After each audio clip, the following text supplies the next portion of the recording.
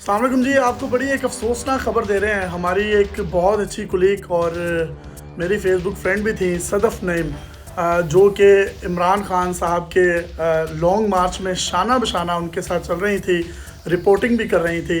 वो बताया ही जा रहा है इब्तदाई रिपोर्ट्स के मुताबिक कि वो कंटेनर के ऊपर चढ़ना चाह रही थी।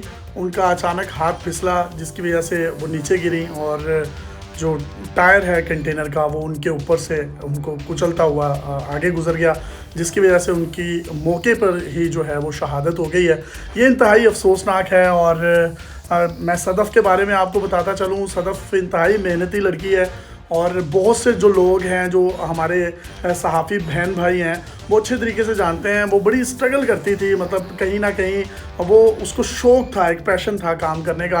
आज जिस तरीके से मुख्तलिफ यूट्यूबर्स जो हैं वो कंटेनर पर चढ़कर इमरान ख़ान साहब से इंटरव्यू कर रहे थे, तो हो सकता है कि वो भी शायद ख़ान साहब के इंटरव्यू के लिए ऊपर गई हो या कंटेनर के ऊपर चढ़कर कवरेज करना चाह रही हो। अब इसकी जो भी वजूहात हैं वो तो खैर बाद में सामने आएंगी।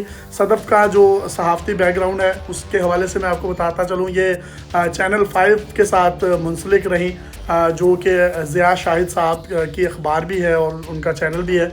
इसके साथ साथ इसने कल ही एक इंटरव्यू साबिक़ वज़ीर-ए-आज़म इमरान ख़ान साहब का किया, जो कि आप सदफ़ नईम इसका पूरा नाम है। इसकी बॉल पर जाकर वो इंटरव्यू देख भी सकते हैं, जिसमें ख़ान साहब इनको बता रहे हैं कि मैं लाहौर में ही पैदा हुआ हूँ, लाहौर मेरा शहर है और लाहौरियों ने मुझे कभी भी मायूस नहीं किया। इसके साथ साथ अगर आप उनकी बॉल पर देखें तो आपको बहुत से उनके ऐसे इंटरव्यूज़ नज़र आएंगे, जितनी भी पीटीआई की ख़वातीन हैं या जितने भी ख़वातीन विंग के लोग हैं, उन्हीं में मौजूद होती थी सदफ़, और उन्हीं के साथ मतलब उनके इंटरव्यूज़ इसने किए और इंटरव्यूज़ जो हैं वो साथ साथ अपडेट कर रही थी। और ये ऑल द वे जब लिबर्टी से ये लॉन्ग मार्च का आगाज़ हुआ तो वो साथ साथ ही मेरा ख्याल इस लॉन्ग मार्च के जा रही थी।